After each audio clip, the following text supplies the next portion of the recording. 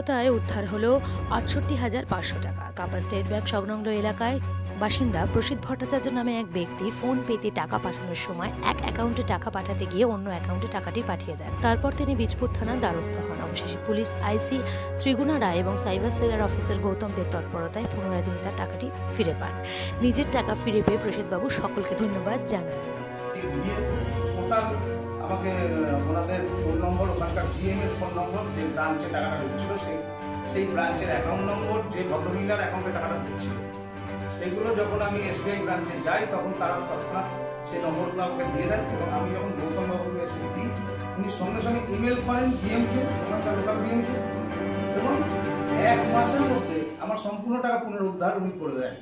তার জন্য এবং সম্পূর্ণভাবে যেভাবে আমি বীজপুর থানা থেকে আমি সহযোগিতা পেলাম, আশা করি আগামী দিনে আমাদের ভরসা আরও বাড়ল প্রশাসনের উপর। অসংখ্য ধন্যবাদ। আজকে বীজপুর থানা যদি না আমাকে হেল্প করতো, তাহলে আজকে আমি এখান থেকে 1 টাকাও ফেরত পেতাম না। কিন্তু সম্পূর্ণ টাকা ফেরত পাওয়ার জন্য আমি একবার ধন্যবাদ জানাই আমাদের লোকাল থানা এবং আমার বাসস্থান, যেখানে আমার জন্মভূমিতে আশা করা, সেই বীজপুর থানাকে আমার